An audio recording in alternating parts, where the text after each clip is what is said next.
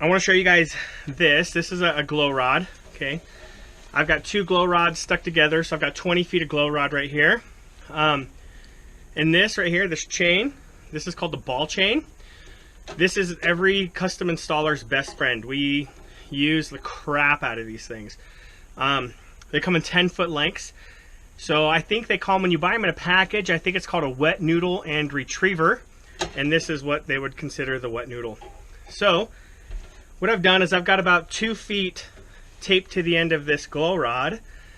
And when I drill the hole, I'm going to push the glow rod through the hole, which is going to insert 2 feet of ball chain into the hole.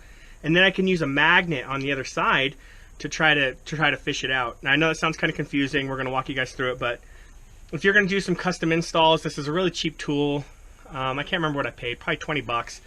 I go through these things a lot because they break, and the magnets break and they wear out with time, but one of the best tools that we use, ball chain and magnetic retriever, or I think they call it wet noodle and retriever.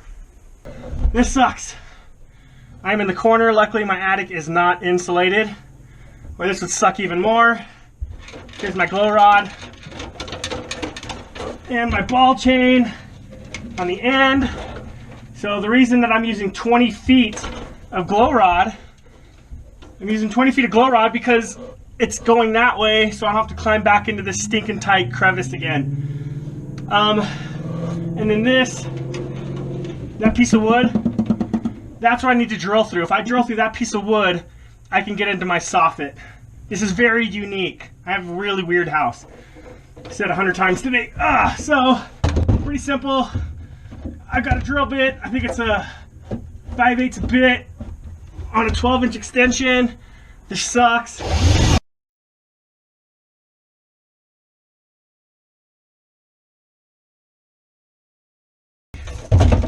Woo! That sucked. Now I take the glow rod with the ball chain on the back, push it into the hole. Get as much ball chain, get in there, ball chain. Put a bunch in there. All right, so I've got about 2 feet of ball chain through that hole, and I've got the hole drilled. All I have to do now is fish out the ball chain on the other side. In a perfect world, I fish that glow rod this way with the ball chain on the end of it, okay? So I should have a ball chain somewhere in this vicinity, and this is my retriever. This is like half of a retriever. It's supposed to have a lot longer. The one that you would buy was a lot longer. It's twice as long, and it's got a magnet on both sides. But I use mine a lot. Snapped it and just dealing with this little dude now. So, but it's magnetic, and the ball chain is magnetic.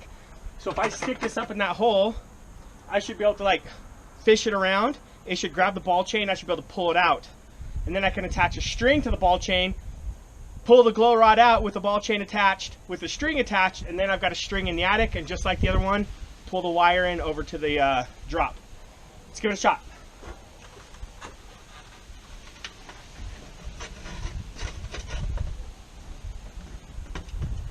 I hear it. I hear it already. I hear it already. Oh, is that Christmas, dude? Boom! Shakalaka! Right there. There's my ball chain. All right, tie the string on, tie the wires on. Boom! This is the hardest pull of the day right here. And aside from like crawling across the sucky attic, this wasn't that bad. Hopefully I gave you guys an idea. I guess I should mention, some of you guys might be watching and you might be asking, why doesn't he just tie the wire onto the ball chain and pull it in like that? These ball chains have a pull strength of like 10 pounds. They're super weak. They snap. So that's why we use the ball chain to pull in the string. Then we use the string to pull in the wire.